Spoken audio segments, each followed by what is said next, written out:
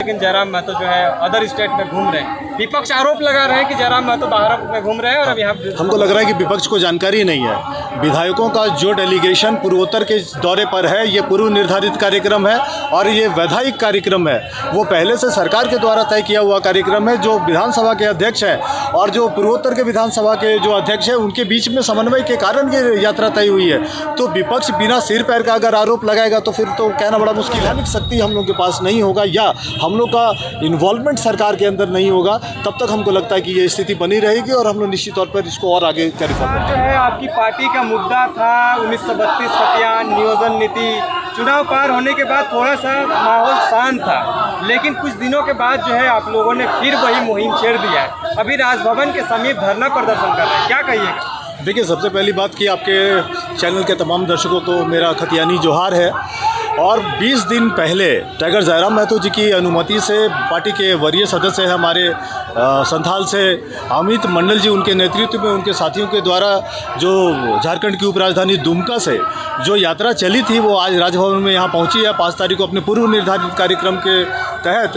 और आपको पता है कि जो 1932 के आधार पर यह लास्ट सर्वे सेटलमेंट के आधार पर जो कोर इशू है हमारा स्थानीयता को लेकर के, तो पार्टी उसी मामले को आगे बढ़ा रही है। और हर बात देखिए, हर बात चुनाव को लेकर के तय नहीं होता है। कभी कभी झारखंड के लोगों को हम लोग याद भी दिलाते रहते हैं अपने आंदोलन के माध्यम से, अपने कार्यक्रमों के माध्यम से, कि कैसे राज्य में स्थानीय नीति को लेकर के और स्थानीय नीति के न होने के कारण बाद बाकी नीतियाँ कैसे प्रभावित हो रही हैं, उस बात को लेकर के पार्टी के जो तमाम नेता हैं वो उसको संज्ञान में लाते रहते हैं। आपको याद होगा कि पिछले बार जब सत्र चल रहा था विधानसभा का, उस वक्त भी बहुत सारे नीतिगत मामलों को टाइगर जयराम महतो जी ने विधानसभा में उठाया था। तो पार्टी के जो सेकंड लाइन ऑफ लीडरशिप के जो नेता हैं वो मुद्दों के आधार पर आंदोलन को आगे बढ़ा रहे हैं और उसी की एक कड़ी है कि स्थानीय नीति और नियोजन नीति के बाद सरना धर्म कोड, पेशा एक्ट और जो दूसरे मूलभूत जो नीतियां हैं उसको लेकर के आज एक 20 दिन की यात्रा हम लोगों ने संचालित किया था, जो संथाल से लेकर के आज झारखंड की राजधानी रांची तक पहुंची है। इस धारणा के माध्यम से सरकार तक हो या उन तमाम नेताओं मंत्रियों तक क्या संदेश पहुंचाना चाह रहे हैं आप लोग? क्योंकि ये मुद्दा सदन पे भी काफ़ी अधिकता से उठ रहा था सदन। नहीं, निश्चित तौर पर आपको याद होगा कि जिस ढंग से हमारे एक मात्र विधायक ने मुद्दों को जिस ढंग से विधानसभा में उठाया, पूरी झारखंड की जनता का और मीडिया का पूरा फोकस टाइगर जयराम महतो जी के ऊपर था। इसलिए था क्योंकि जिस तरह से वो मुद्दों को विधानसभा में उठा रहे थे, लोगों को लग रहा था कि अकेला विधायक रचनात्मक विपक्ष की भूमिका निभा रहा है। तो उसी तरह से हम लोग इस बात को बार बार उठाते रहते हैं। और आप जो सरकार से कहने की बात कर रहे हैं, तो ये गूंगी बहरी सरकार जो नीति अपंगता की शिकार है, जो बार बार 1932 की बात करती है। जेएमएम पहले से राग लाप रही है 1932 को लेकर के, लेकिन जब 1932 का संकल्प आप दोहराते हैं तो फिर केंद्र को आप क्यों भेज देते हैं 9th शेड्यूल में डाल देने के लिए? इसका सीधा मतलब है कि आप मुद्दों को टालना चाहते हैं। तो टालना क्यों चाहते हैं? क्योंकि आपका गठबंधन कांग्रेस के साथ है, आपका गठबंधन आरजेडी के साथ है, जिसके नेता ये कहते थे कि हमारी लाश पे झारखंड का निर्माण होगा।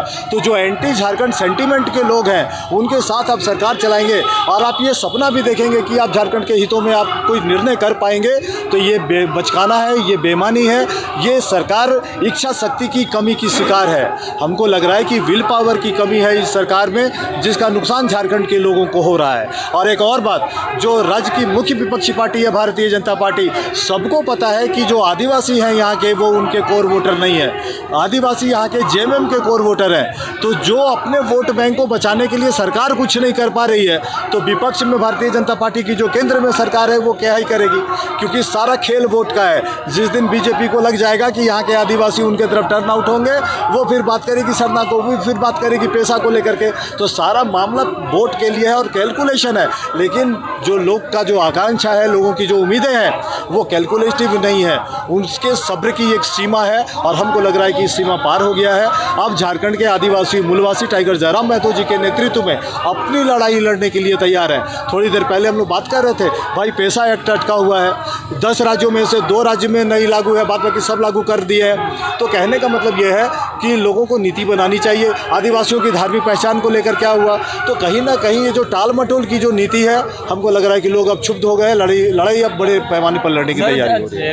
सीपीएम के सुप्रीमो जो है हमेशा 1932 के खतियान को लेकर चुनावी मुद्दा पे रहा है, तो उसका हमेशा ये मुद्दा रहा, बड़े बड़े मंचों से भी दावा कर रहे थे। लेकिन आज इतना बड़ा कार्यक्रम हुआ, लेकिन जयराम महतो जो है अदर स्टेट में घूम रहे हैं। विपक्ष आरोप लगा रहे हैं कि जयराम महतो बाहर में घूम रहे हैं और अब यहाँ हमको लग रहा है कि विपक्ष को जानकारी नहीं है। विधायकों का जो डेलीगेशन पूर्वोत्तर के दौरे पर है, ये पूर्व निर्धारित कार्यक्रम है और ये वैधानिक कार्यक्रम है।